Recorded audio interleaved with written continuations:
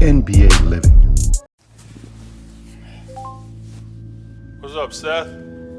Yo, Pops, what's going on? Nothing much. Hey, you remember the Toronto days when we used to come to practice with you and jump in the drills?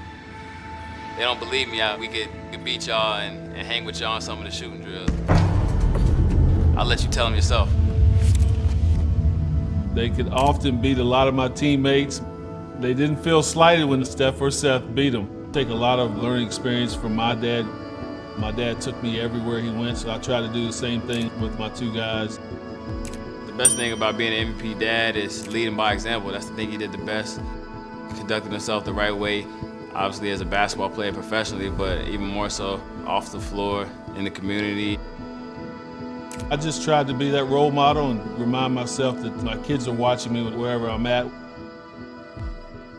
Where I played basketball in Charlotte, them going to high school, the high school cheering section for the opponent can be really, really tough when your dad's in the NBA. Your dad's playing off the refs, you're not as good as your dad. It really made them tough to say, hey, we can't listen to the chatter.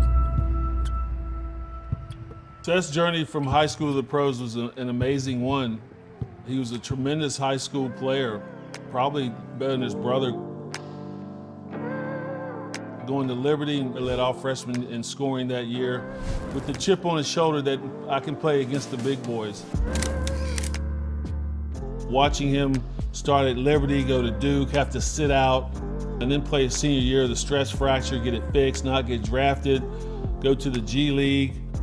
I remember going to see him play in Erie, Pennsylvania. He was having a great season, and there's no doubt in my mind he was an NBA player. But the dedication and the focus that he had to play in the G League in Erie, Pennsylvania. I don't know if you've ever been to Erie, Pennsylvania in the wintertime. It's not a fun place. But the focus that he had, the work ethic that he had, I'm like, yeah, you're gonna be just fine. My dad played a huge role, just always being in my corner, being one of my biggest fans, and I just took all his advice to heart.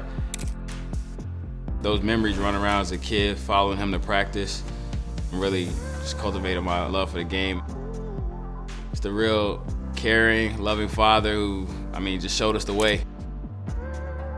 You give them everything they need, but not everything they want. I think that they have to have that hunger to want something that's not given to them freely. A big part of Seth going through his struggles early and finding his way in the NBA is saying, hey, nothing's gonna be given to me. I gotta earn it. If I want something, I gotta dig down deep, earn it, and do it myself. I saw my dad carve out a great career for himself, taking pride in his role, doing his job every night, and that's who I wanted to be as a player growing up.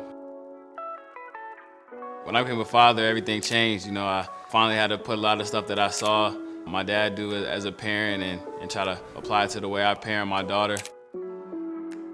Everything I know as far as being a parent came from him, and watching my brother become a parent has helped me a lot in my path and trying to be the best father I can possibly be.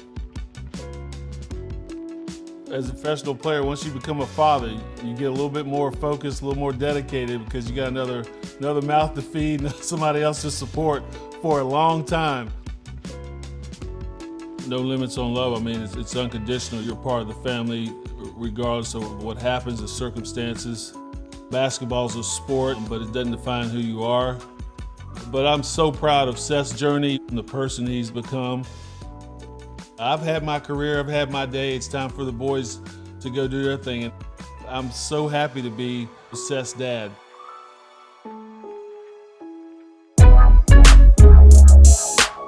NBA Living. Join the team.